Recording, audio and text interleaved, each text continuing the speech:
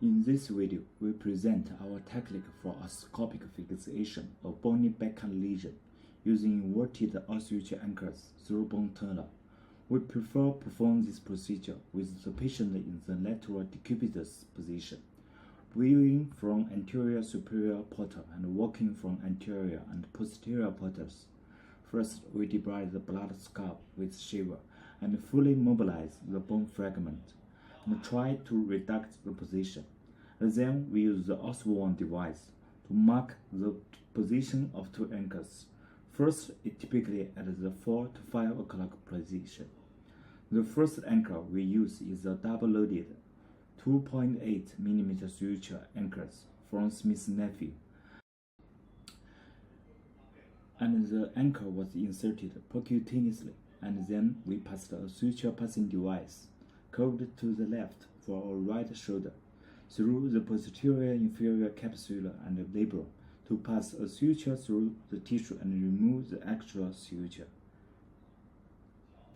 And we do not prefer to load the suture immediately, as it leads to have some mobility for our subsequent steps. Next, we use a grasping forceps to pull the bone block laterally and above the glenoid plane. A 1.8 mm diameter suture anchor is percutaneously inserted through a posterior channel guide. The anchor is positioned 1/3 above the mid-upper level of the bone block and 5 mm away from the lateral edge. Using a 1.2 mm diameter suture anchor drill, a pin-knot hole is drilled to a maximum depth, and the anchor is inserted.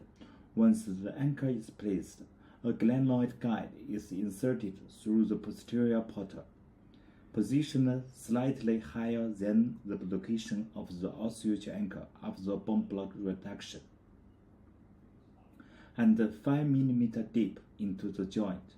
Using a 0.8 mm diameter crucial wire, a hole is drilled from the posterior to the anterior side of the glenoid through the guide, and a 2 mm diameter hollow drill is used to create a large hole.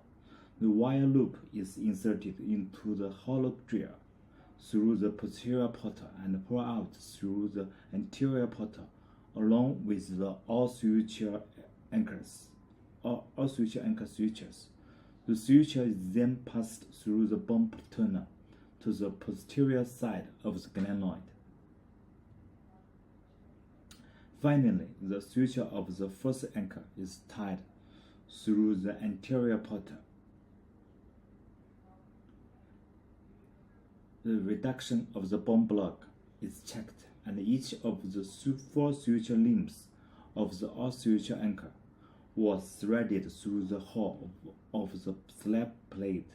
The plate is pushed through the posterior edge of the glenoid, and the 2 sets of suture anchor sutures are tied from the posterior portal. At this point, the bone block is anatomically reduced.